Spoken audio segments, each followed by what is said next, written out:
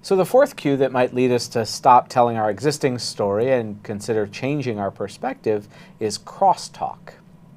Another way to generate creative insights is by engaging in crosstalk, which is making an effort to encounter people with different perspectives or different sources of knowledge.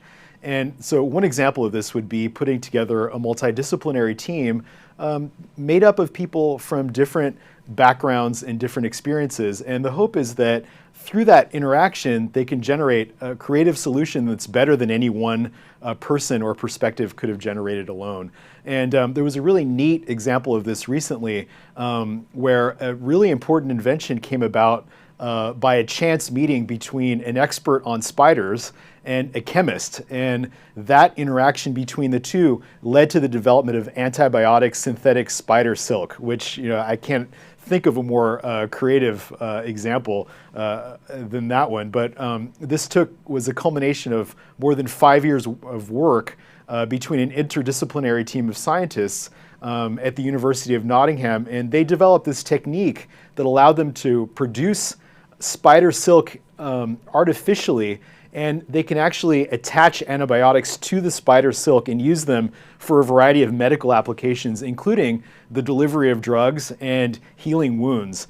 And the key thing here is that the spider expert and the chemist alone would not have been able to combine their understandings in a creative way had they not gone out of their way to break out of their narrow perspectives and talk to people with a very different point of view and a very different source of knowledge. And the result of that combination was a product that turned out to be incredibly useful and helpful to many people.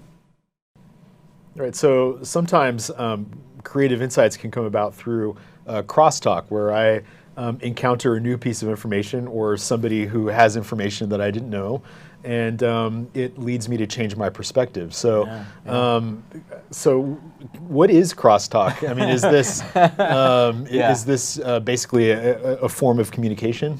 It is, actually. I think that's really what it is all about. I think it's when we are telling our stories from our perspective, there's a certain collection of information and knowledge that we think fits or goes with what we're talking about. But you could have a different perspective, or I could see something. The poster next door, or the book, or the magazine might show me something that I didn't think about or know about or have in mind. And so that's the exposure, whether communication directly or slowly, asynchronously, right? That could lead me to go, oh, I wasn't thinking about that. I didn't have that in mind. Assuming you respect the source of information, right? That you're open to it, or So there are some contingencies, right? That are important here. That we might get into later. Sure. Well, I mean, if it's only crosstalk if you pay attention to it, if you notice it, if you take it in, if you ignore the other people, if you don't look at anything else in your environment, you don't have communication with anyone else, then you're not going to experience crosstalk. Right. So we could all be in our isolated little boxes, right, with our own perspectives, right? So and that's I have no idea what you're talking about. Place to be sometimes.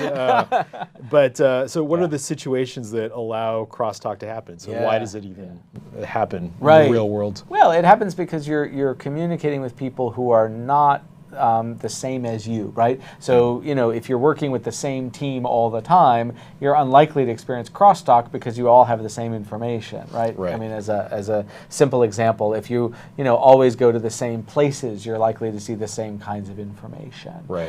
So to have crosstalk, you have to experience information that ordinarily you wouldn't have experienced, and that means talking to someone who's got different background knowledge, going to a place that has different information or perspectives than you normally have. Or collaborating with people who are from different backgrounds and experiences. Reading the website that normally you don't go to, or whatever, going to the part of town you don't normally visit, talking to people from a culture you haven't been to. Right, like the Midwest. Like I just moved here. Exactly. People are different, a lot more corn. Why does crosstalk then prompt change? I mean, so it's not inevitable, but why does it actually happen? To prompt you to change your perspectives. And I think often there's an element of respect, right? That I can't dismiss you, or I'm not going to dismiss you. So I think that's an interesting social element, right? It is communication, and you don't take in information that you may not respect. Right. So that's a piece of it. Yeah. But another piece of it is that it fits for you, right? It's not the way you were thinking, but that does seem like a coherent, Right. perspective, or it's something to react against Right. that you wouldn't have put it in those terms. And so it may be a bumpy road to the point where you sense that there Yes. is fit, right? So there may be conflicting perspectives until we get to a point where we can, right, synthesize our points of view.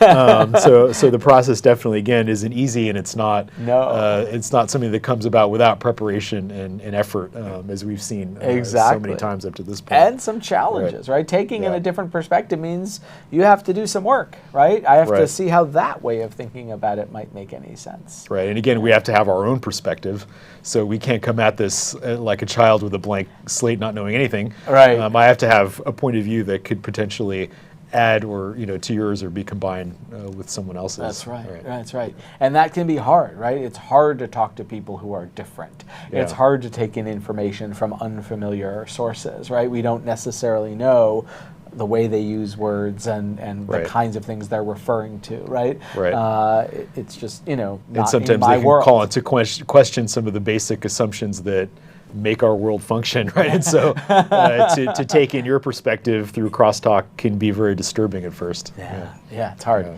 It's hard. But, we can still make use of crosstalk. I mean, I think that's the critical piece to remember, right? You can choose to put yourself in situations where you can experience it or not, Right. right?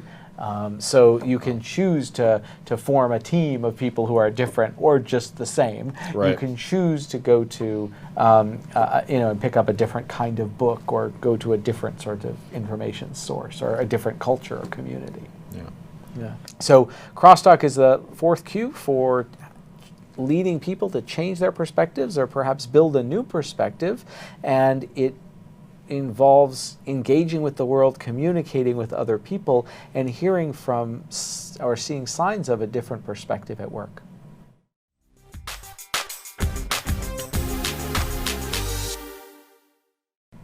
So we all need to be creative. Most of the time we do ordinary thinking and get through our day. We grab some knowledge, we start building a story with the existing perspective we already have. But sometimes, and at critical times, we have to change our perspective so we can tell a very different story. We might have a problem that is really challenging. We might have an opportunity we would love to be able to develop. We might have an ethical concern that comes up if we aren't really paying attention. We might make a disastrous mistake. There are many important reasons that we need to be flexible in our thinking, and that's really the role of creativity. It's not just about having crazy hair or being an artist or being a scientist or something like that. All of us, because we think, we can have the opportunity to think creatively. There are cues that might trigger us to stop just trying to get something done and instead change our perspective. And by changing our perspective, we have the opportunity to tell an entirely different story.